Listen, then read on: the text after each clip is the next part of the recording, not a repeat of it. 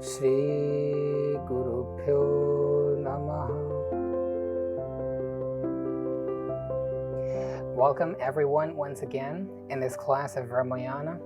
And in the previous class, we were discussing about our resolutions and how this scripture, this knowledge fructifies all of our resolutions, brings fruit to our resolutions. And today we're moving towards the next verse, which says the glory of this scripture, of this knowledge, of this wisdom, and it prayers and it offers its prayers to the vast knowledge.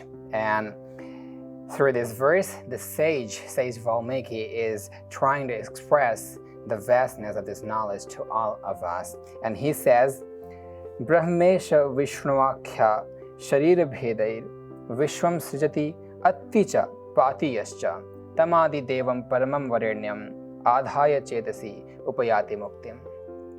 He says, as we discussed in our previous class, that these three powers of universe, this Brahma, Vishnu, and Mahesha. The Brahma, the creator, Vishnu, the one who nourishes this universe, and ultimately Shiva, one who just destroys this universe.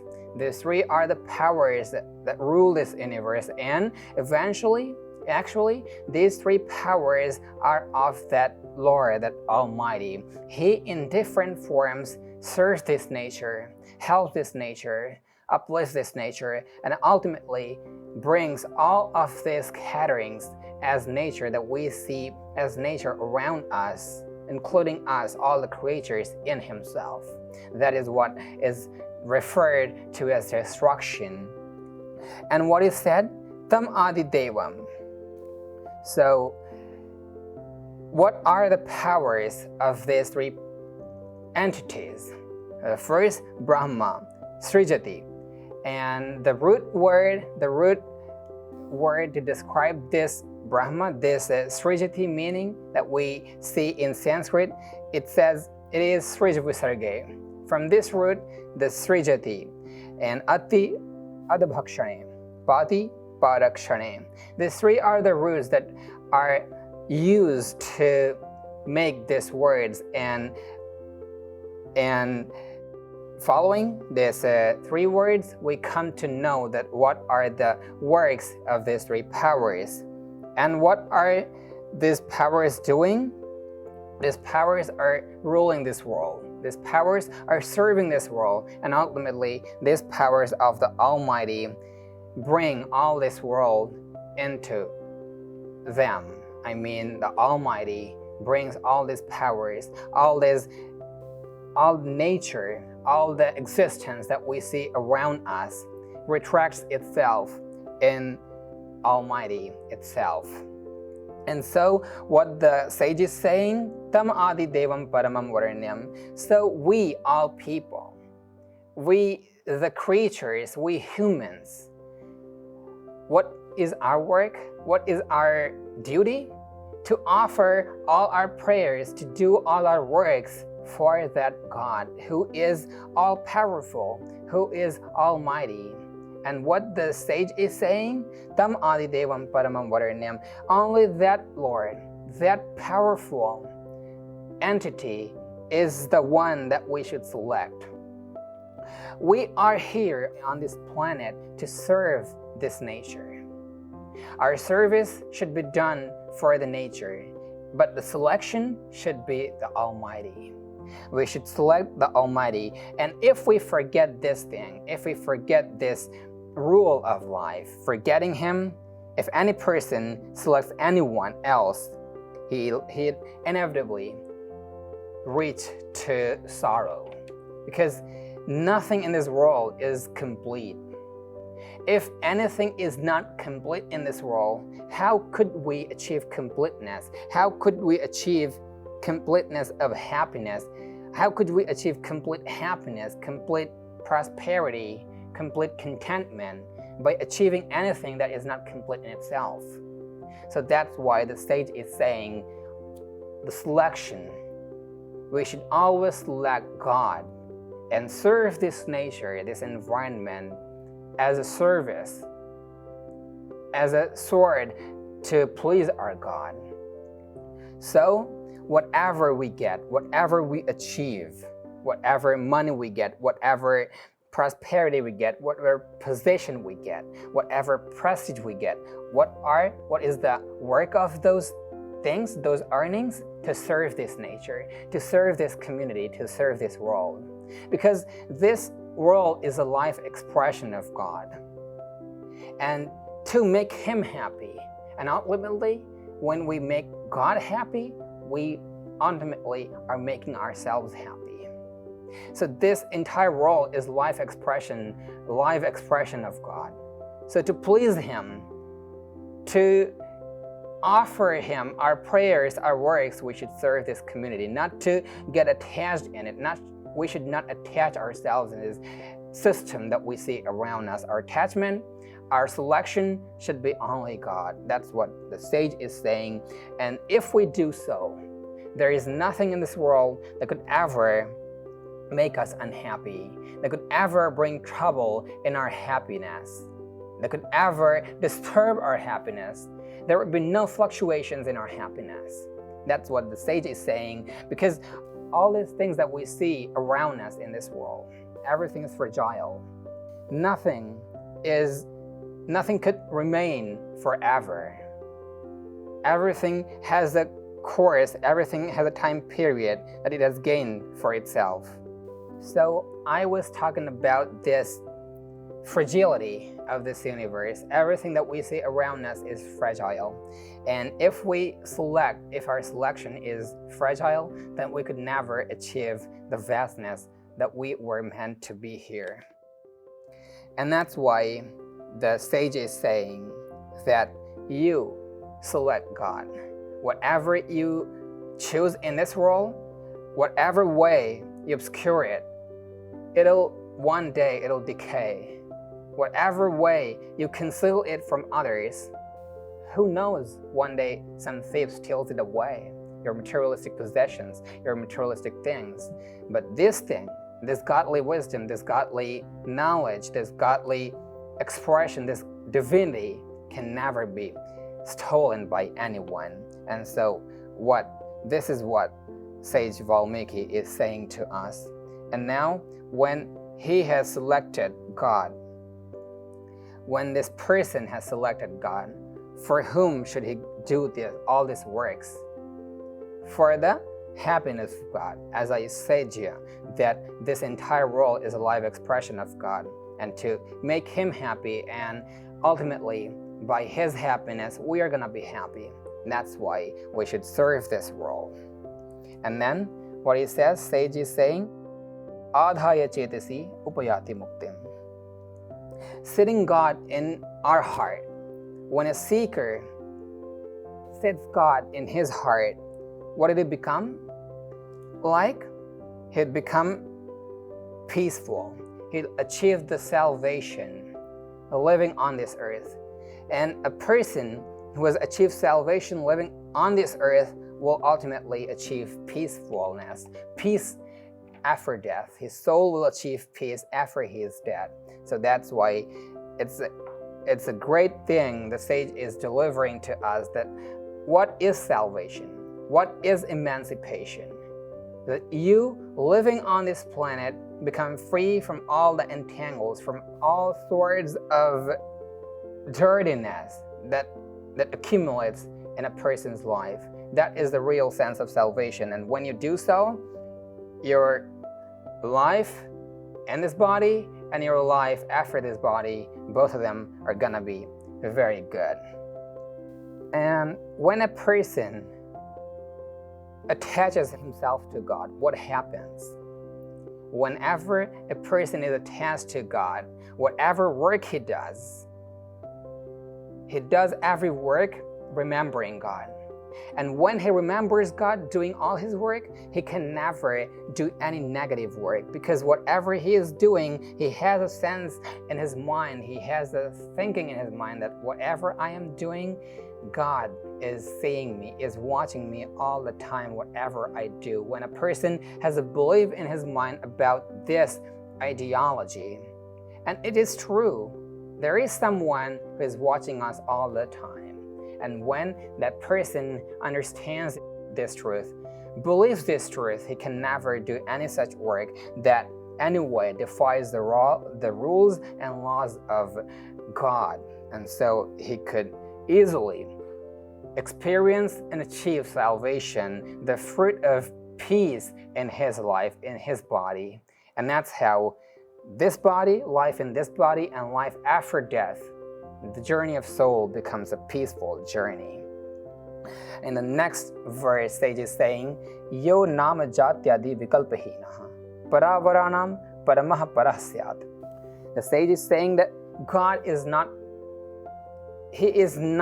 entangled in any sort of caste. He is not shackled by this caste that we see around us.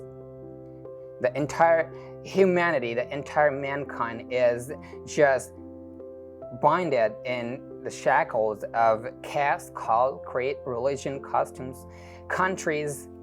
But the God is free from all these sorts of things.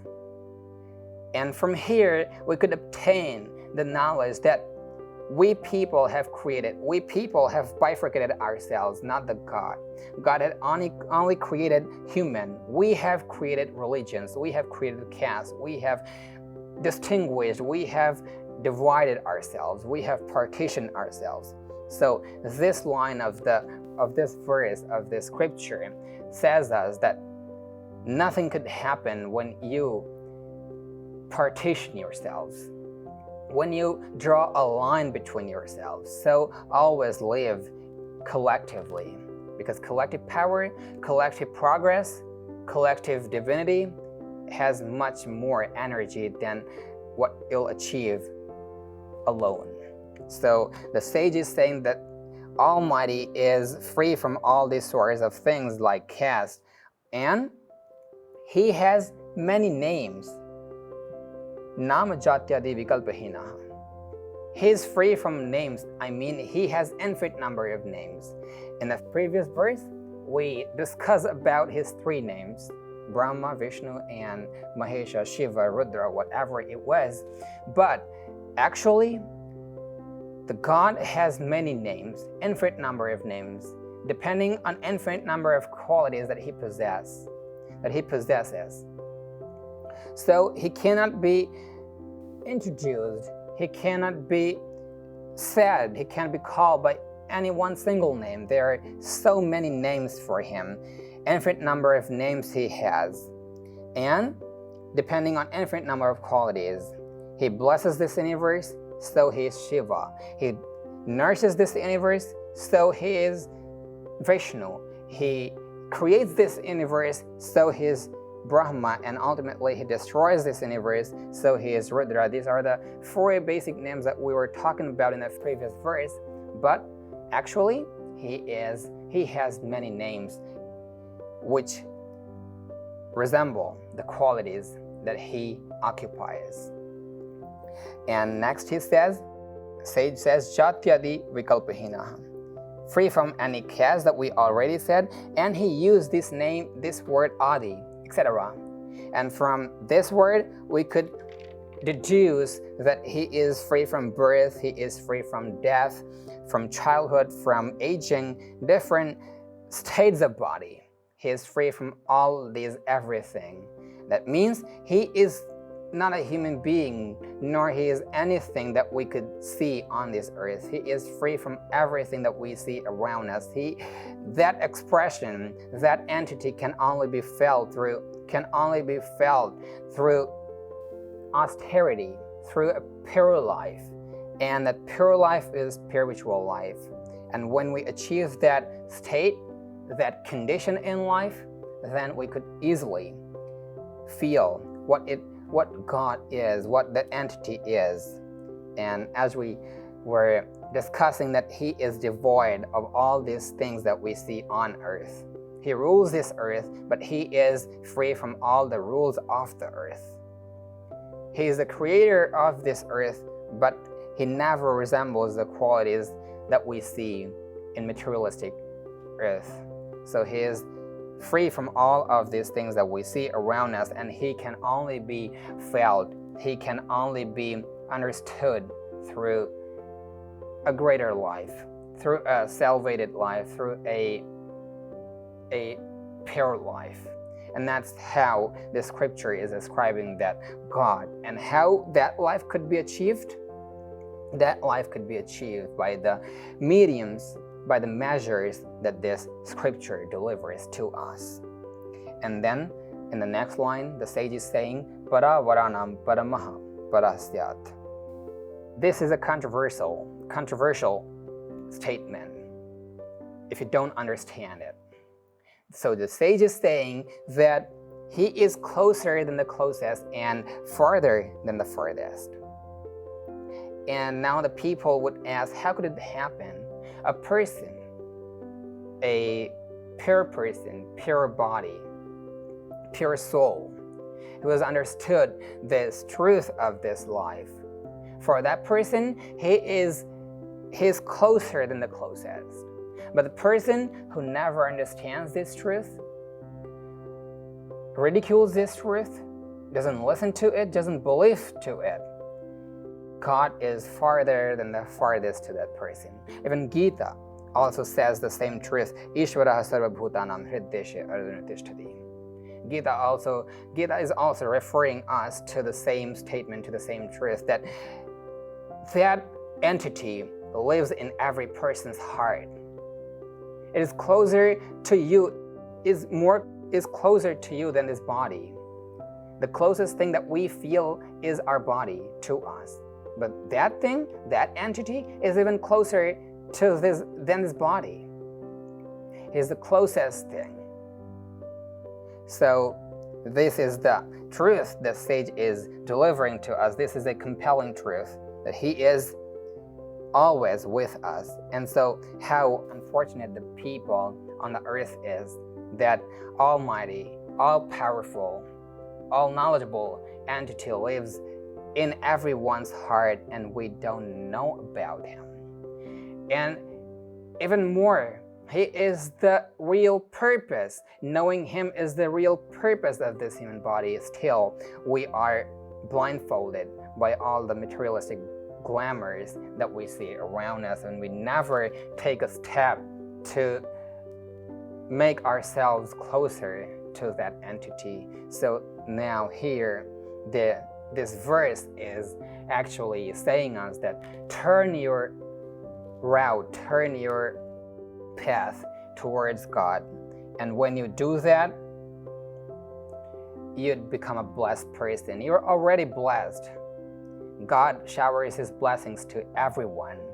But there we are moving away from him. The day we start moving towards him, we start moving one step further. He'd start moving 100 steps closer to us. He's closer to us. He's the closest thing to us. We should have to understand it. We should have to believe it. Everything, especially this spirituality, this divine life, requires belief, trust. And when you start believing, then every impossible thing that you feel occurs. And this is the way to achieve it. And how to achieve him? Then the sage is saying in the next line, Vedanta Vedyaha. What is the conclusion of this Vedanta philosophy? That there is nothing another in this universe. Everything is God. This is the conclusion of Vedanta. So the sage is saying this, scripture is saying that that person, that entity, God, could only be understood by Vedanta. And that knowledge, that philosophy tells us that nothing in this earth, nothing on this planet is any another thing. Whatever we see, people, animals, trees, plants, creatures, different creatures, insects, whatever we see, they all are the form of God. And when we have that feeling in us, that whatever is around us, whatever that we see around us is God himself, then what happens? Take that we start feeling that every person around us is a live expression of God. What would we do? We would always treat him in a well manner, because we cannot behave badly with anyone that resembles God. When every person feels that way, then the environment becomes good environment. The society, this community, this world will become a good world. And when every person feels the same thing for everyone else, what happens? Every entity of this ecosystem, every entity of this society, this community becomes good. And collectively, this country, and when every country becomes good, this world, this planet becomes a peaceful place, a heaven that we always say that what are we here for? To create a heaven on earth. And this is the way to create a heaven on earth. Take everyone, feel everyone, believe everyone, see everyone as a part of God. As God Himself, treat everyone the way you want others to treat you. This is a great philosophy that we want to be treated fairly. But have you ever questioned yourself that whether you are treating others the way you want to be treated? If no, there is a great major part of your work is leaking. So start treating others the way you want to be treated. When you start doing so, every person, every entity on this earth will become a happy piece, happy entity. And when we have the same feelings towards this ecosystem, these trees and plants, we protect them rather than destructing them. This is how we'd preserve this nature. And when we'd have these feelings towards our actions, whatever we act are the form of God, because we are the form of God, and whatever we do will be the actions of God. And then when we understand this knowledge, we'd never do such actions that anyway insinuates, anyway defies the laws of God, that blemishes the reputation of God. And in this way, our works, our actions, our behaviors, we turn our behaviors to such behaviors that resemble God, that resemble the behaviors of God, that resemble the actions of God, that resemble the life of God. And this is how we could create a heaven on earth. This is the true way that this knowledge, this scripture gives us. And through this scripture, Sage Valmiki is directing us. How could we create a better life for ourselves and a better life for everyone else on this planet?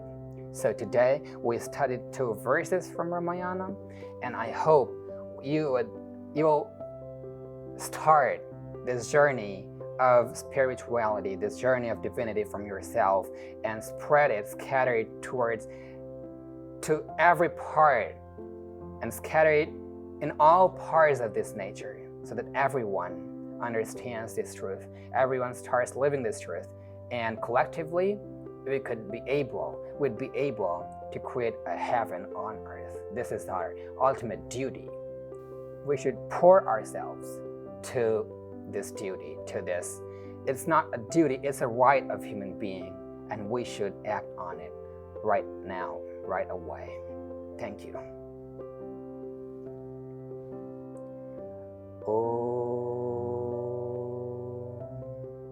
Shanti, Shanti, Shanti.